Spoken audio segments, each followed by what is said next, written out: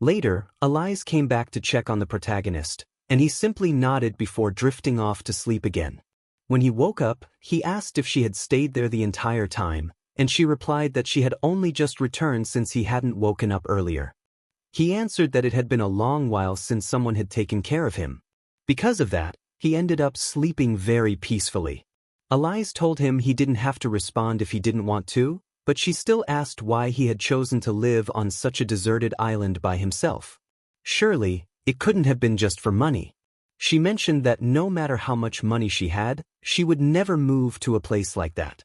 Kento paused to think, saying that it wasn't an interesting story.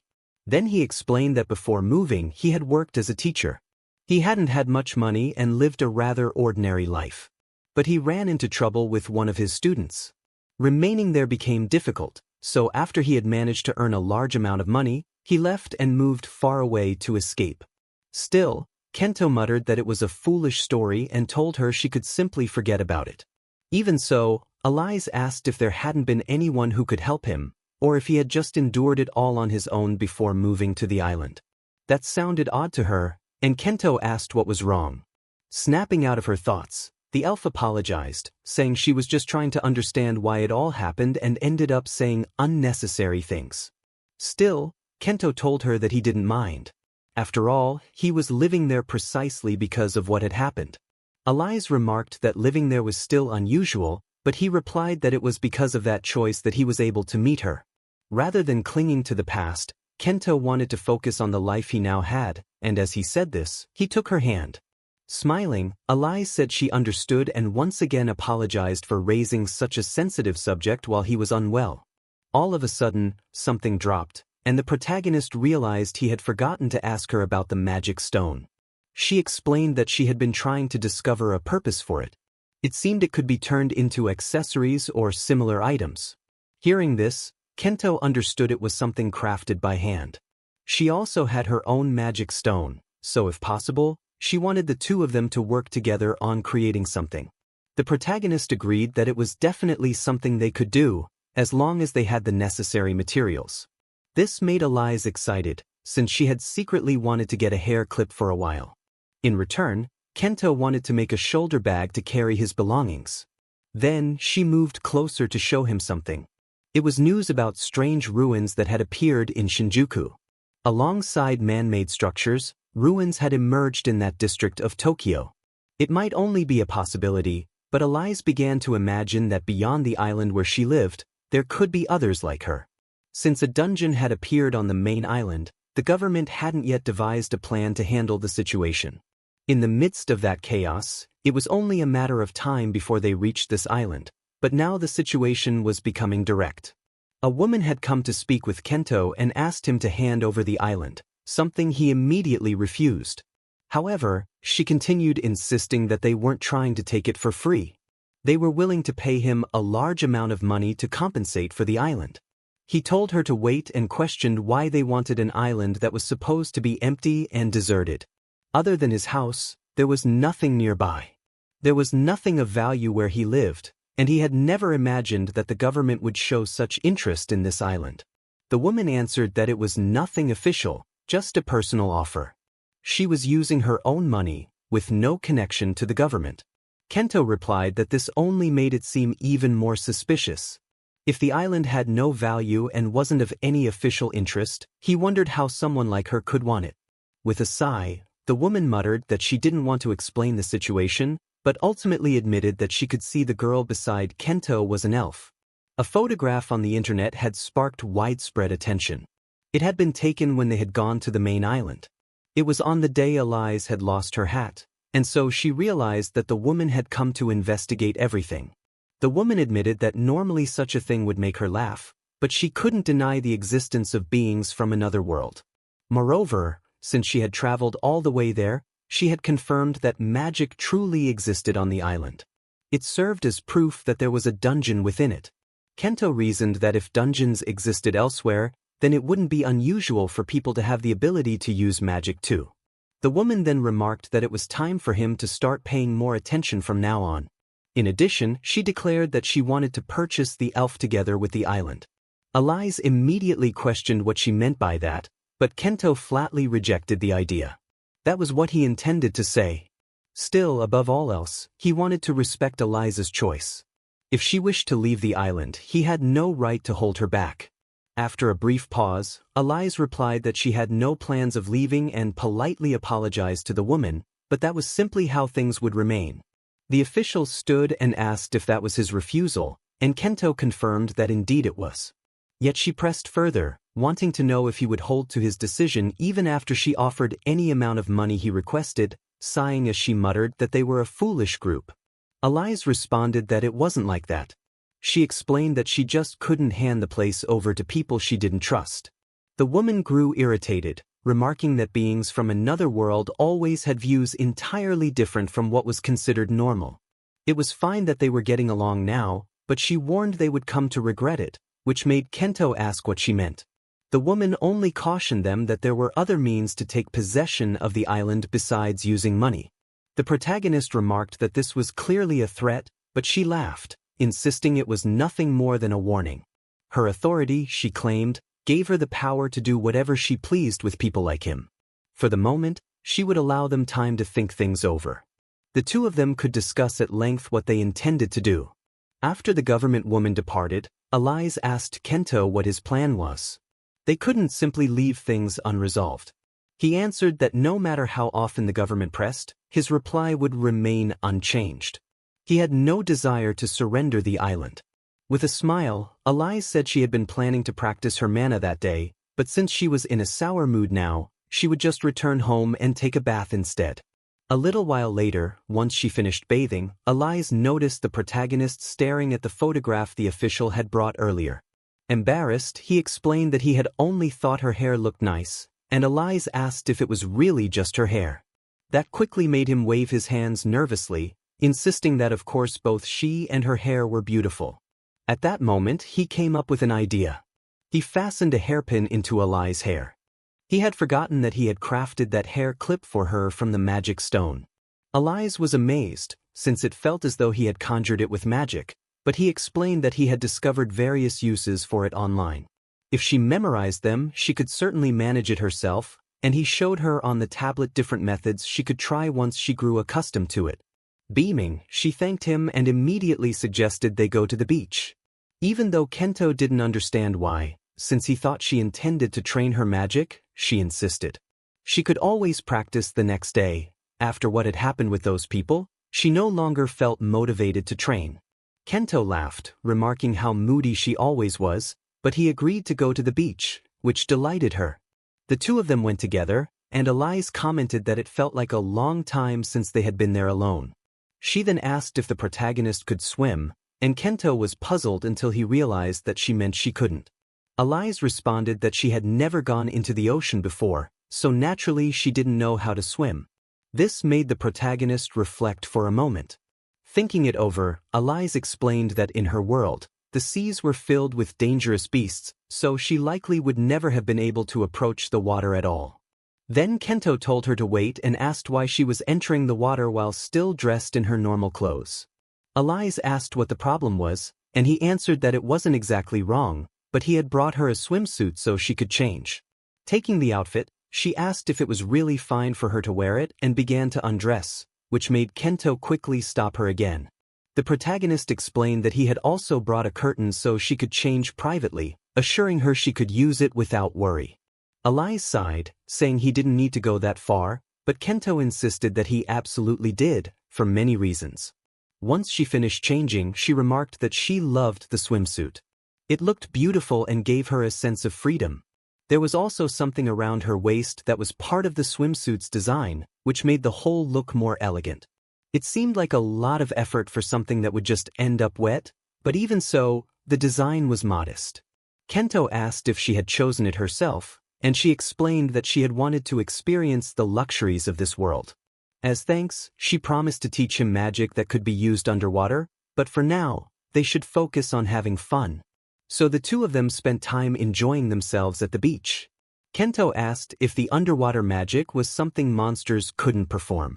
They would still be troublesome, she replied, but yes, even a super powerful human couldn't always defeat magical beasts. There were individuals who could fight magical beasts barehanded, but no one foolish enough would ever try it.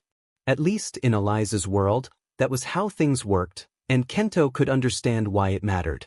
Since dungeons had appeared in his world, he wasn't sure if it would be the same or if exceptions might exist. There was no way to know if the ocean was the sole source of mana, but if there was enough mana, then land and sea could be no different. The protagonist asked if it was really all right for them to relax like this, and she answered that for the moment, she could only sense things coming from the island's center. That meant they were safe for now, though it was only her impression, so they shouldn't treat it as absolute. Whatever the case, Eliza was there with him now. They had been together and supporting each other ever since they met. Because of that, Kento felt they should work to protect the island together. Hearing this, Eliza blushed before abruptly standing up. He asked what was wrong, but she stayed quiet, and Kento thought that since their trip to the dungeon, there had been moments when she seemed distant like this. Suddenly, Eliza turned her face away, and he was left uncertain about what was troubling her. That was when a knock came at the door, and once again they were confronted by the government woman, who apologized for disturbing them. Kento sighed. It was courteous of her to come all the way to such an isolated place, even though he was certain they had not scheduled a meeting. The woman stated that they already knew the reason for her visit. It was about their previous discussion. The answer, however, would remain the same no matter how many times she asked. There was no way he would give up the island, so Kento told her to leave. But she complained once more, saying that he was being unreasonable. She still wanted to resolve things the easy way, but warned that she couldn't guarantee his safety if he refused to cooperate. The government wanted to bring the dungeon issue under control, and a report had claimed that anyone unwilling to comply could become a problem. If a civilian were injured during a monster hunt, such an accident could happen, and he should understand what she meant. Kento thanked her for clarifying, but since she had gone so far as to bring up such an offensive remark, she might fail to notice the individual from another world now aiming directly at her. And of course, it was Eliza pointing an arrow at the woman's head. They had an elf who had adapted to mana and was now guarding this place. Kento didn't think it was a hopeless battle. The woman remarked that it sounded threatening, but since she had recorded his words, it wasn't as though she had any evidence against him. Still, Kento insisted it was nothing more than a simple warning.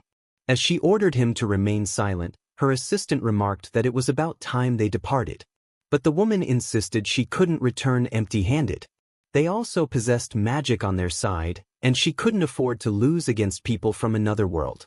Eliza asked if she truly believed she could win against her with such pitiful magic. If they left immediately, she might overlook their arrogance. The woman replied that if they dared lay a hand on her, it would mean becoming enemies of the state, but Eliza refused to acknowledge a nation that treated its own people this way.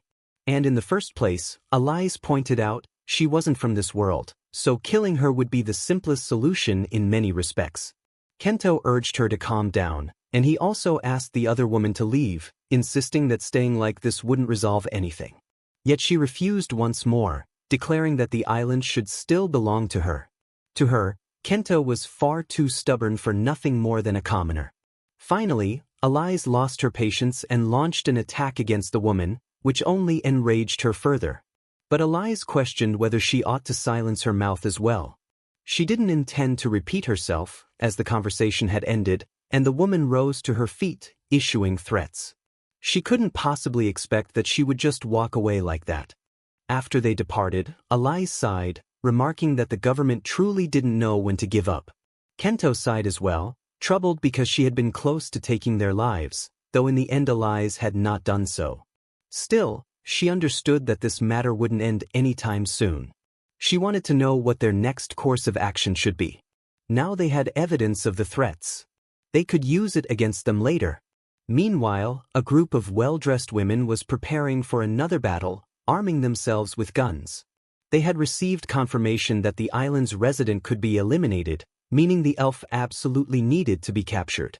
So they made preparations to land on the island, having been informed that their target was merely an ordinary civilian, even though the operation was already underway. That shouldn't have mattered, as their leader simply wanted to settle everything quickly and ensure no trace was left behind. Even the assistant questioned whether this wasn't going too far. Matters should have been resolved through negotiation, but their superior reminded them that it had been the others who had broken off talks. She said she would carve their regret into their bodies for refusing the offer, though the assistant suspected she had never intended to negotiate sincerely in the first place. Even if it would have been wiser to resolve things through dialogue before they escalated, the assistant wondered what would happen next. Meanwhile, Elise was fully aware of what was unfolding, and it seemed that threats alone would no longer be enough. Kento said he wished there were some way they could drive their enemies away, but Elise asked what exactly he meant by that. After all, he should realize that their opponents would force them to learn. They had to end it here and now, and Kento asked how she intended to accomplish that. Elise responded that she had already made her decision. It was because she had no intention of letting them leave alive, and the protagonist froze, asking if she truly meant to take their lives. Elise answered that it was only natural to reach such a conclusion. She was merely responding in kind. Even so, although Kento opposed it, Elise had already made up her mind and didn't plan to involve him. When the protagonist fell silent, she admitted she didn't like it either, but suggested that they should at least try to restrain their enemies first. If things grew too dangerous, then she would do what was necessary. Kento replied that he understood her point. Their first step would be to use the island's terrain to lure everyone into the dungeon. Suddenly, Elise loosed her arrows, drawing the attention of their enemies, though she easily avoided their attacks. Despite all the gunfire, they couldn't tell if they had even hit anything, so they ceased shooting and began pursuing the elf. When they spotted the resident mentioned in the report, they opened fire, but Kento swiftly used his ability to shield himself from the bullets. They were taken aback, realizing that he was also wielding magic, and Elise seized the chance to take the lead in subduing their opponents. Behind her, another enemy appeared, but the protagonist struck first to protect Elise, which should have been the end of it. She couldn't guarantee the safety of those girls if they acted recklessly. Unlike their incompetent superior, Elise was merciful, so they could remain calm. She wouldn't kill them. But the woman refused and attacked Kento, managing to seize Elise as well and restrain her. They struck her to render her unconscious. The woman yanked Elise by the hair, asking if she truly believed they were the only ones capable of nullifying magic. They had been ordered to bring the elf back alive, but no one had mentioned that she needed to remain unharmed, so they figured they could rough her up a little. For that reason, they wanted Kento to watch as Elise was given this so-called treatment before they finally took his life. It was time, they said, to wipe out some monsters. Elise sighed, having already been warned not to kill them, but her patience had reached its limit. With incredible speed, she slammed her opponent into the ground. After knocking her down, Elise asked if they truly believed they could win just because they had sealed her magic. Now Kento should finally understand. If they allowed these women to leave, they would only keep returning. The best way to eliminate the threat was to wipe them all out at once. At last, Kento admitted that he understood, and Elise recognized it was her moment to act. Their misfortune was in choosing to become subordinates of that government woman. The woman called Elise a monster. She warned Elise not to think she would get away with this, but Elise asked if that was all she had to say before firing arrows that struck down two of the women. Soon, only one remained. As a final message, Elise told her to return and expose all of her superior's wrongdoings. The woman questioned if Elise truly believed she would die anyway, and in desperation, she launched an attack. At that moment, Kento struck her down, sighing at how pathetic it was, though he lacked the resolve to end her life. Elise asked why he bothered then, and he answered that everything concerning this island was their shared problem. He couldn't just leave all the responsibility on Elise. Moreover, he took pride in standing by his choices. Elise stepped closer to thank him for protecting her, and he apologized because he had nearly forced her to become the sole killer. Suddenly, a presence emerged from afar and fired at Elise. Kento shouted her name just in time to warn her. What appeared was a group of goblins, and Elise questioned how such monsters could be there. During her investigations, she had only encountered humanoid golems. Kento remarked that since this was also his first time seeing them, this dungeon likely wasn't the one that had produced them. Elise concluded that if they weren't from this island, then another dungeon must have appeared on the mainland. As she prepared to release an arrow, Kento stepped forward and shielded her from an incoming attack. A goblin charged at him repeatedly, and Kento realized this had to be another scheme orchestrated by the government woman. Elise urged him to stay calm. There were too many goblins for the two of them to fight off alone. She fired her arrows to slay the monsters, and little by little, they managed to wipe out the group.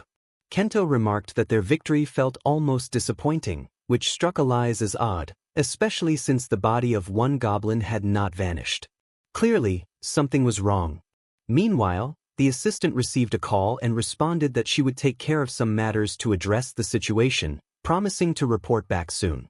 She smiled when her superior appeared, asking what had occurred on the island. The assistant explained that she had just received the report and would be heading out to verify some details. At the same time, Elise discovered that the government woman had been dismissed from her position. It appeared that the secretary was preparing something new, meaning a replacement committee member would now handle the matter. Elise hoped they would not cause further problems.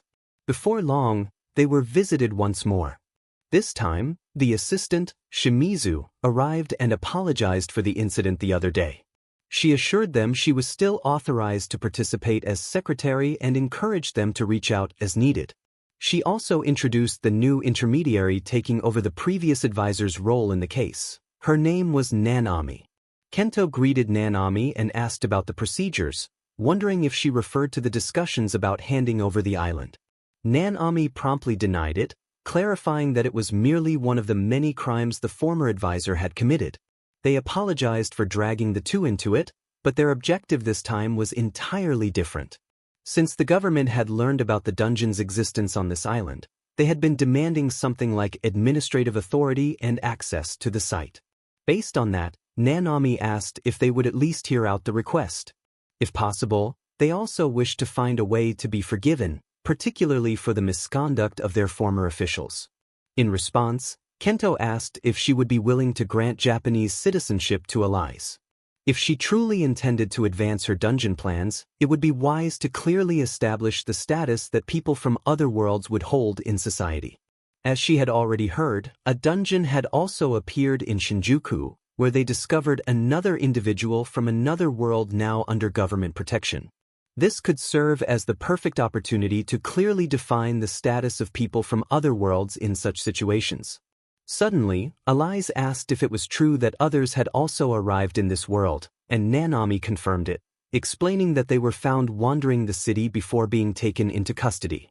They wanted to finalize the process and draw conclusions about the circumstances and information related to how these individuals crossed over. Nanami then asked if Elise wanted to meet them, noting that if so, negotiations would be necessary. Nanami also agreed to prioritize the issue of citizenship, which left Kento pleasantly surprised by her sudden generosity. Shifting the topic, he asked about their demands, and Nanami reassured him that there was no need to be fearful. Since the government aimed to establish facilities for researching monsters and magical stones, they were requesting joint management of the island. They could offer financial aid and special privileges, leading Kento to ask if that meant more people would be coming to the island. Nanami admitted she could not deny that and questioned whether it would not be the best way to minimize the impact. Still, Elise could not understand. Sharing management of the island essentially meant a government occupation of the land. She wondered where anyone would find a fool willing to willingly invite a military force that would later be used against them. Kento explained that their idea was to operate the dungeon's management and administration like a business.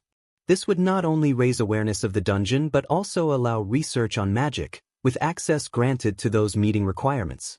They could establish a contract with the government for producing magical stones and their derivatives. Through this, both sides could benefit from the arrangement. Nanami pointed out that this would inevitably create the need for a research unit to be set up on the island. They could not allow people from another world to freely share valuable knowledge without limitations. In addition to research facilities, a team would be required to oversee them, and the protagonist realized this would not be easily solved. If that were the case, Kento said he wanted to ask something, specifically when the government had started creating monsters. Nanami replied that it was around the time when the former advisor deployed her troops. They too were attacked by goblins that had not come from the dungeon. This caused Shimizu to glare at Nanami, but she continued, saying that when each one died, only a single corpse remained. Alai then explained that when a dungeon monster mixed with an outside creature, the offspring left behind corpses like any other living being. Furthermore, the only beings capable of reproducing with goblins were humans, either through assault or reproduction. Nanami became flustered by the thought, while Alai laughed at how improper the topic seemed for her. That was precisely why the government's dungeon management was inadequate. In any case, having an agent propose such matters right after everything that had happened could hardly be seen as coincidence. These events, combined with the government's demand for management rights, only made the truth clearer. Kento asked if this could be interpreted as proof that the government simply lacked knowledge. If they truly knew nothing about the goblins, then visiting to observe these procedures was practically meaningless. If they were somehow involved, however, it might be an attempt to keep information from leaking. If that was their aim, they would return the goblin's corpse to them. Should they agree to the terms, Nanami said she would take the matter back for deliberation. Everything was left in her hands, though she offered heartfelt apologies, which Kento accepted with a smile. He added that since the corpse was still fresh, he hoped she could provide a response soon, and Nanami agreed. Yet after leaving, Nanami shouted angrily that because of the former advisor, they had even uncovered the goblins. Her assistant urged her to calm down, but Nanami complained that the negotiations could not proceed as they were. If they had acted sooner, they would not be burdened with such a ridiculous task. She declared that the next time things became incomprehensible, she would leave the negotiations to her assistant. From afar, Alai saw the two women talking and Kento laughed, feeling a little sorry for them. Alai then remarked that since Nanami had accepted the terms, they might as well take advantage of her as much as possible. The protagonist asked if she was not excited about the chance to see her friends again. Alai answered that she was unsure. Back when she had just arrived in this world, perhaps she would have been excited. But now, she felt she would rather not disrupt the peaceful, quiet life they had built together. Kento smiled, agreeing that it was indeed a strange thought. Later, elsewhere, some people were conversing, one asking if the elf who had spoken earlier was living on another island. Even in another world, it seemed, elves preferred to remain hidden. Perhaps it would be better for everyone if they refrained from sarcasm. Moreover, she wasn't just any elf, she was Alai's. At the very least, people should remember her name, but the other person responded that it wasn't necessary. At that moment, Nanami informed the two that they were nearly at their destination and told them to get ready to disembark. She advised them not to provoke the other side unnecessarily, as this was an important meeting and she didn't want things to get complicated. Kento then greeted Nanami as usual, apologizing for inviting her so many times since then. Nanami answered that it was fine, as visiting the protagonist's home was part of her duties anyway. He inquired about the other world, and Nanami confirmed that she had brought them along. One of them suddenly called out Alai's name, and the elf recognized Mina, surprising Nanami because it seemed the two already knew one another. Alai explained that they had once belonged to the same group in their original world, and Nanami remarked that this would make the discussion smoother. Another person approached, commenting about the elf he had heard of, saying that choosing such a place to hide was typical for an elf.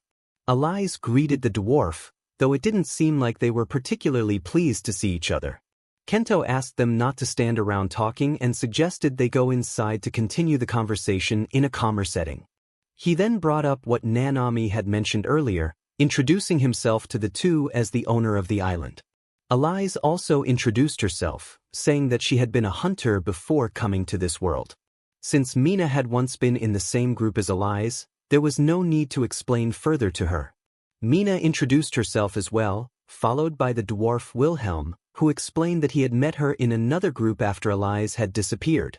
The elf asked Wilhelm whether he was part of the guild, and Mina confirmed it, curious about Alai's question. Alai explained that she had joined the guild as a hunter but had stood out significantly because she was an elf among humans. Surely, people must have noticed her presence. Wilhelm replied that he had originally been an armorer and didn't really care much about hunters. Then the elf asked why the dwarf had ended up joining the Hunters Guild, and from his reaction, she realized that he must have had his own share of struggles. Wilhelm muttered that he was burdened by debt, and at that point Nanami shifted the topic because there were other matters to address. Elias agreed and suggested they begin discussing the circumstances that had led them to be sent to this world. She explained that she had been part of a group whose goal was to reach the deepest floor of a dungeon. The further down they went, the stronger the monsters they faced became. Even so, they somehow managed to reach the very bottom, where they found a small chamber that contained only tiny crystalline objects. Just before touching them, she felt her consciousness weaken, and when Elias came to, she had collapsed and woken up on one of the beaches of the island. Elias then asked Mina what she had done afterward, and Mina explained that they had carried out a search looking for the elf but never found her. The rest of the members decided it would be better to return to the surface, and before long, the group eventually disbanded. Mina later joined another team, where she met Wilhelm, and together they once again descended with others to the dungeon's lowest floor. There, they came across the same crystalline objects they had seen before, and Wilhelm continued the tale from where Mina had left off. He explained that, just like Elias had described, they closed their eyes for a moment, and when they opened them again, they had ended up in Tokyo. Elias asked whether that had happened without even touching the object, and whether it was in a different dungeon than the one where she had been transported. Mina answered that she didn't know. All she remembered was that, before losing consciousness, she thought of Elias. The elf asked whether they believed this could be connected to the reason she had been transported to this world as well, but it was difficult to prove such a claim. Kento could see the connection. It seemed they shared similar plans to explore the dungeon on the island. Therefore, they needed to decide on what to do next. In fact, there were already plans to establish a business specifically aimed at managing the dungeon. On that subject, they considered asking the two for their cooperation and knowledge. Mina was expected to conduct research and work on potion development. Meanwhile, Wilhelm was being considered for a position on the government's team of researchers to work on developing magical tools. Without hesitation, Wilhelm accepted, as he now had the chance to craft weapons again, and so he saw no reason to decline. Mina also agreed, saying that she would be part of their group. Although she wasn't certain she could live up to their expectations, she promised to do her best. Nanami understood and said that from that day forward, they could stay there. She had already anticipated that this would be the outcome. For that reason, she had brought along some items she believed would be useful and had also handled the necessary bureaucratic arrangements. Wilhelm was surprised that moving had been considered one of the conditions, while Mina remarked that she had intended to relocate to where Elias was living from the very beginning.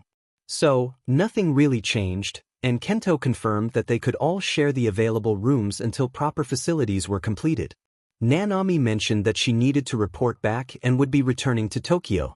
She also said she would arrange for their belongings to be delivered. She promised to get in touch once the government made its decision on the next steps. With that, she said her farewells and left everything in their care. Elias felt as if all the responsibility had been dumped on them, and Kento agreed with that impression. They now needed to show the island to Mina and Wilhelm as well, which kept them quite occupied. Afterward, the development of the island truly began to progress.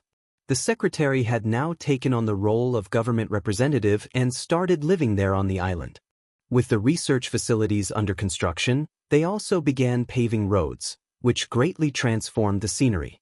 Elias felt that the atmosphere of the place was changing significantly, while Kento smiled, recalling the time when they had visited the mainland.